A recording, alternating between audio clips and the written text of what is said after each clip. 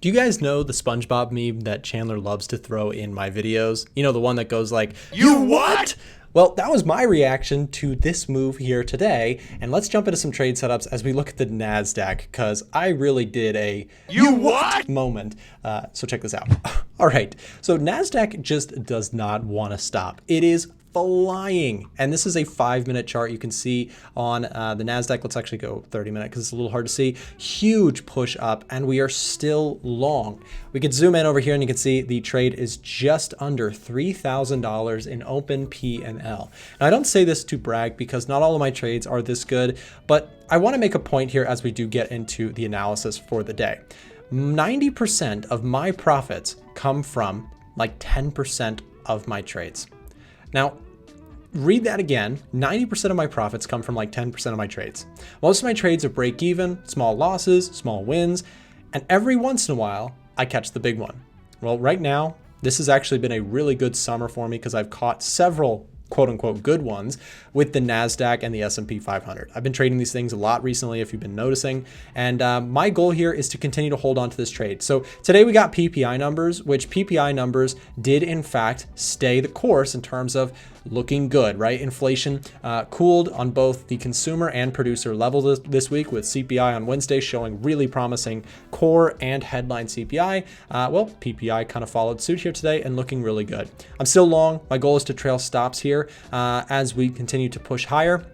I think I may trail my stop loss here. And if I do decide to do that, you guys will see it inside of our Discord channel. So here's a quick plug to that. If you're not already in our Discord, we do share all of the trades that we're taking, myself and Frank, my trading partner here at A1. If you guys would like more information about that, there will be a link in the description where you can actually direct message someone from my team to get access to a membership to our Discord. If you don't have a Discord membership and you'd like to sign up, you can also get a huge discount just by messaging us now. So if you click that, it'll pull up a talk to, and I'll show you what that looks like. Okay, so when you hit that link, just hit chat now and then click 15% off the VIP signals. And if you're interested in our EDGEFINDER sale, we're doing 50% off right now. If you message us, it is actually 55% off. So if you ask the reps that you talk to for 55% off, you can get access to the EDGEFINDER for 55% off, and you can actually bundle it. So if you're interested, again, I want to make people aware before that ends, so take advantage of that using the link down below. Anyways, NASDAQ continues to run higher, and so do a lot of currency pairs. Here's pound pairs, pound USD, pound JPY. I mean, these things are moving, and I want to point out something that I found here today on stream. We had a session with Miko and Marco. We did a technical Thursday session. We do it every Thursday on the live show. And we focused a lot on pound pairs. And I wanted to talk a little bit about this today. In terms of trade setups, I'm looking for pullbacks on pound yen. If we do start to get them, I'm really intrigued, looking for long side setups as the pound looks really strong. Part of the reason here is when we take a look at the UK still has very high levels of inflation. In fact, let's go look at the UK and we can take a closer look at that. Okay, so I've made this point before, so I'll be quick with this. If we take a look at GBP, or the UK's outlook for short-term interest rates, we can see that it's expected to stay pretty elevated for quite a while. This is to keep inflation under control. So if we go back up here and we select GBP, you can see that inflation forecast, this is looking ahead in the future, is expected to decline for the UK. But then I want to show you guys in comparison Japan. So when we look at currency pairs, I like to look at the fundamentals too. So when we look at Japan, inflation expectations are expected to kind of come down, but the thing that's notable here is that their interest rate is expected to stay the exact same for the foreseeable future.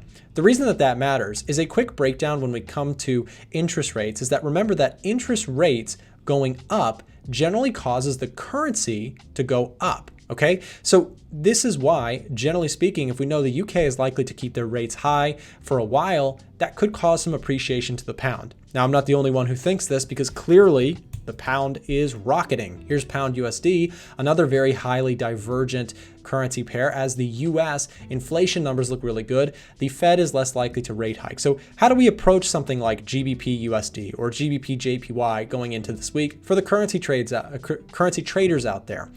Well, I can't really buy it up here.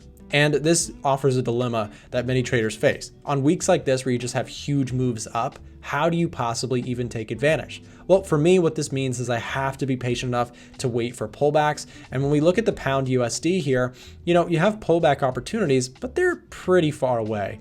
I actually asked Marco and Miko about this today. We'll go to them in just a moment. I'll end the show with this, or end the video today with that. But again, I'm looking for pullbacks on pound pairs. If we do get them, there may be some opportunities to trade this wave, in my opinion. So I'll look out for that. I just wanted to add this to my watch list going forward. NASDAQ, I did mention, I am still very bullish. As long as we hold this level around 15,223, I'll stay in my trade. I will probably look to trail stops higher here today, as this thing has just been going so strong, and I want to lock more profit in my position, which is up about $3,000 at the time of recording.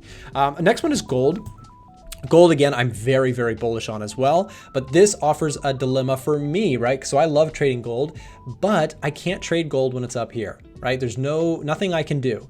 Do I want to short it because I think it's too high? No, because I don't trade like that. I look for momentum. When something seems too high, that's right around the time where it shoots higher, right? It seems to be that way at least. Anyways, what I'm looking for instead is a proper pullback on the gold market. What I like personally, I've marked this zone on my chart, 1940. If this level comes into play, I'm very interested in that. It's about a 50% retracement. Yeah, 1938 is a 50% retracement from this really pivotal low that we did form on gold. So if that comes into play, I'll be keeping an eye on that. I've made the point here that this week for me is a trade management week, which means that if I'm in a trade, which I was NASDAQ, I'm managing trades, but I'm having a hard time finding entries this week. Now, there are lots of opportunities, but they're just a ways away. And I think that that is okay. I think these weeks are very important to traders to understand. It's okay not to be taking 50 trades and just managing your one trade. That is, again, a lesson that I've learned over the years. That's really, really important. There's no point in over trading, and there's no point in trying to short this strong move, at least in my style of trading, and being patient is the best strategy here in my personal opinion. I do want to go back to the watch list tab for just a second and talk about this. So NASDAQ is on top, and gotta say, I absolutely love this, and this is giving me extra confidence to hold on to my trade and let that winner run. SPX is up there, US 30 is up there. So big buys all around due to the inflation category getting a nice uptick due to the CPI and PPI numbers. Fundamentals are key to market trends, and if you're not using fundamentals, our software helps you do it automatically. Again, I mentioned this is an automatically generated watch list for me every single day that helps me incorporate fundamentals into my trading. So inflation ticking up this week, you may have heard we had great CPI numbers. That factors in automatically to the EDGEFINDER's scoring of the NASDAQ.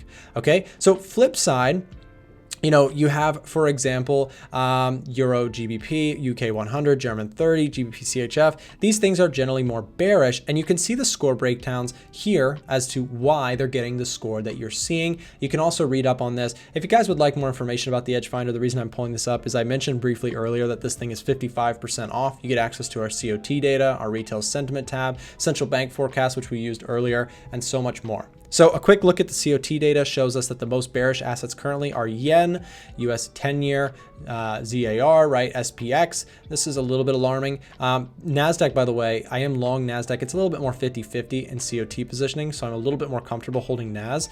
And then on the bullish side, we have gold, USD, which is really questionable, right? This is a confusing one for traders because they're like, well, USD is getting crushed. Why are hedge funds long?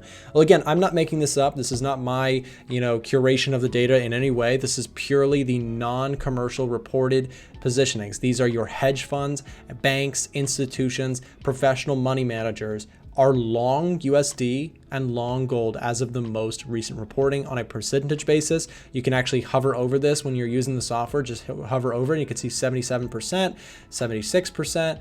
Euro is 74%. So again, you get all the information you want. Again, this is 55% off. That's why I keep mentioning it, is down below in the description. If you want that 55% off, you have to message us on our website. We do this because we want people who are going to buy our software. We don't want to sell this to you if it's not a fit for you. So we want to connect with you, chat with you about the tool. So message us using that link and you can get more information. A quick look at retail sentiment also shows some interesting stuff here. Feel free to pause the video if you'd like to. CAD CHF, Aussie Swiss, Euro Swiss. Retail traders are really long these assets. Look at this, 99% long CAD CHF. That's fascinating. It's not a very traded asset. This is why it's probably got such a polarizing result. CAD CHF is very, very bought by retail traders. They're buying this, and as you can imagine, probably not feeling too good about it right now. That's a painful drop if you were long. Euro CHF, same thing. I have to point myself out here. I do have a small long position on Euro CHF, but it's not a short-term trade. It's a very long-term trade in nature. And so I'm just holding on to a very tiny position on that. This is an inherently longer term, a pretty range bound market. So if it does reach extremes, I don't mind picking it up. But again, you have to know your strategy and you have to understand why you are trading what. Seasonal trends is also something I want to point out here. We are mid-July. You can select any asset that you want. So if I look at we talked pound pairs. So let's look at pound USD. Pound USD is expected here in the month of July. It is pretty flat. There's not much of a bias there. But in months like June or September or March, this is where things get interesting and you can look at historical biases. So for example, the way we would read this is in the month of January, the red line represents the last 5 years of average performance. The blue column represents 10 years of average performance, and the white line shows what actually happened this current year. So it's not a perfect indicator by any means, but I've been trading this a lot with, or using this a lot in my analysis of things like SPX 500. You can see it's been very spot on this year. Very, very, strong performance from seasonal trends. And I've been using that a lot to help my trading. So again, that's also factored. All of these things are factored into the total scoring. And I stay strong on indices and gold. I think gold is on there. Yeah, gold is still getting a buy rating overall. So we'll keep tabs on that one. Let's talk a little bit more about yen pairs for a second. Euro yen looking really interesting. Big pullbacks here occurring on yen crosses this week. I've mentioned I am bullish on euro yen. I think it's still on the EDGEFINDER as a buy. Yep, still a buy. This gets COT data. Again, institutional money is long euro, short yen. Retail sentiment shows retail traders are still very short. That's why we're getting a bullish reading. As we know, retail traders typically lose money. Seasonal trends show that the month of July typically are positive. Trend reading is up. We have an overall longer term upward trend. GDP growth favors Japan.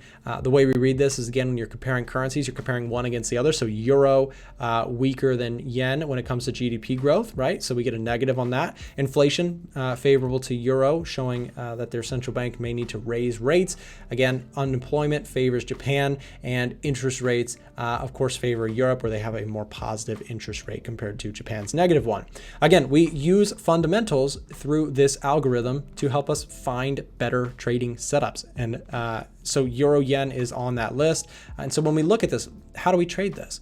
Well, you can see this is a pretty bearish looking chart. And if we do pull back into this area, I'm not going to lie, that looks like it may sell off from that area.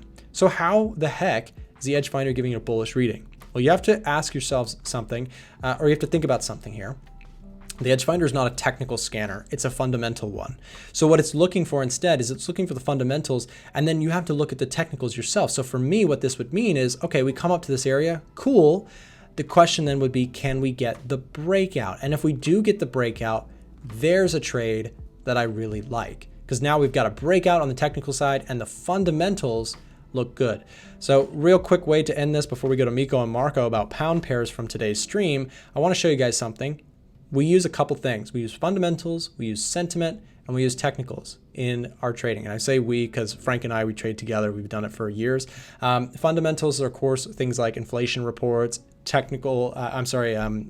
trends from like Federal Reserve or UK's Bank of England, things like that. Sentiment analysis is looking at like COT data, right? What institutional traders are doing or retail traders are doing.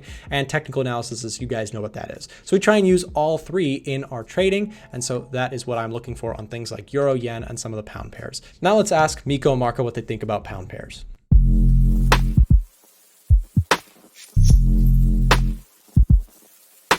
So if this candle closes blue in the next 9 minutes, I will be taking this flag formation. So basically the flag formation is the first high, first low, second high, second low, kind of looks like a flag. And I just enter on the first bullish candle after the flag forms.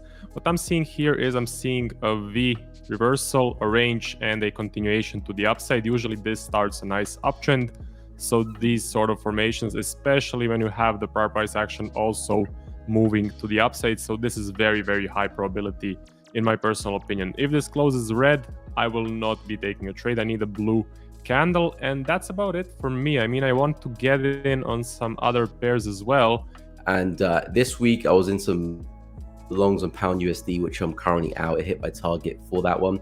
Luckily, pound USD gave me a good pullback into this area here. So again, talking about pullbacks, and it gave me a nice signal there on the hourly with that bullish engulfing, and caught a nice move to the upside to around about 1.3, and that exited that position. We're actually on the 1 hour as well. So I'm not trading this one live, but basically what I'm seeing here is a nice descending and a definite momentum shift to the upside. So this looks very, very nice. 3 consecutive blue candles, small pullback, no red candles. I mean, they're not that big. We continue, nice break, definitely a strong close. So yeah, this would definitely fit my plan if I was trading this, definitely.